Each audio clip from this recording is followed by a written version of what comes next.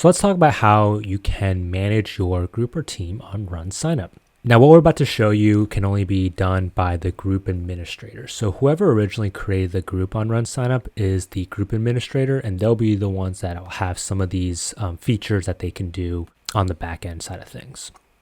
So to manage your group or team, the first thing you'll want to do is log into your RunSignup account and access your profile by selecting the avatar icon in the top right-hand corner and going to your profile.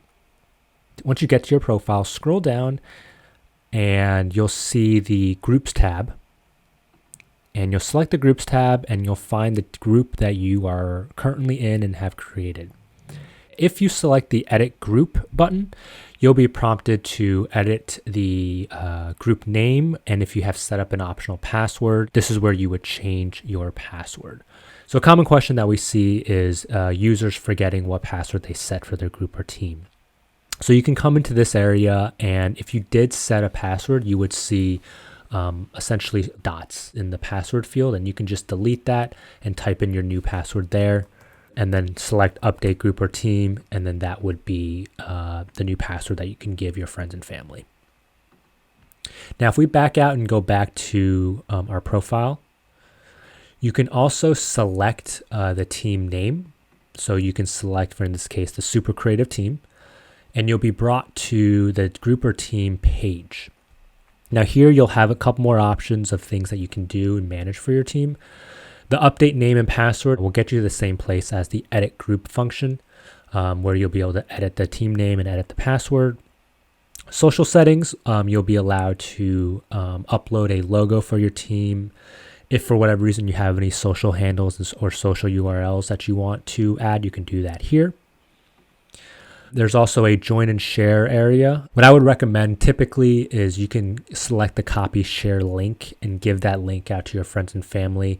And that will allow for your friends and family, when they select that link, to register for the race and automatically join your group or team. So you don't have to worry about them either forgetting to join the team or maybe joining the wrong team or anything like that. If you select the join and share drop-down button here, you'll also have options to invite team members via email, as well as some other social sharing options that you can share across any of your social media platforms.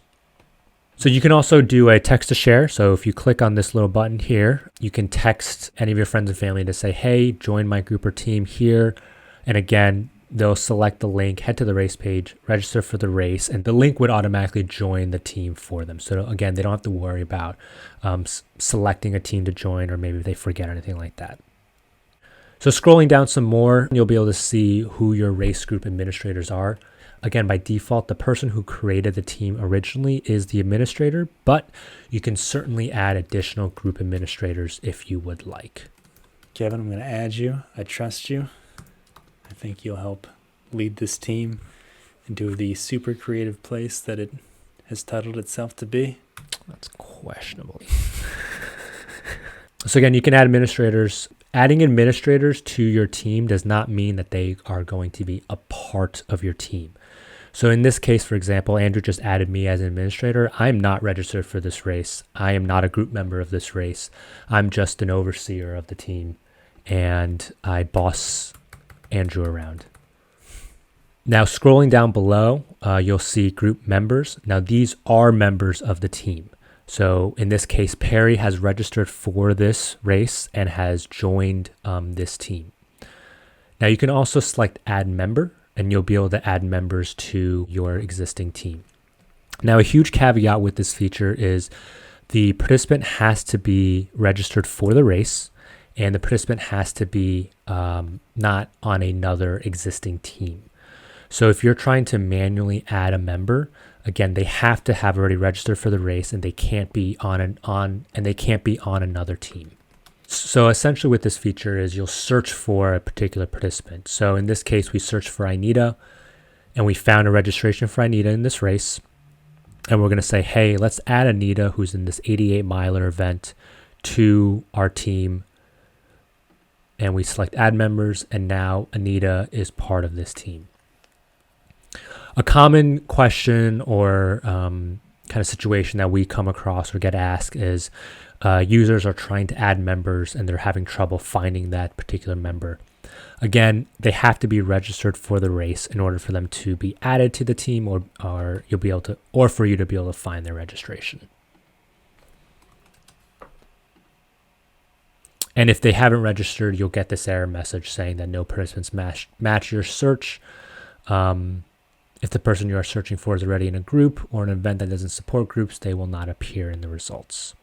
So commonly, you might see where if you have a relay event, someone registered for the individual marathon, and you're trying to add some person to the marathon relay, but they've registered for the individual marathon, and so they're not in an event that has enabled groups or teams. So you wouldn't be able to find their registration like that as well. So if you can't find a member that you're trying to add to your team because they haven't registered for the race, you can use the share link that we have up top and send that to your friends or family that you're looking for, and they'll be able to register for the race and join your team automatically.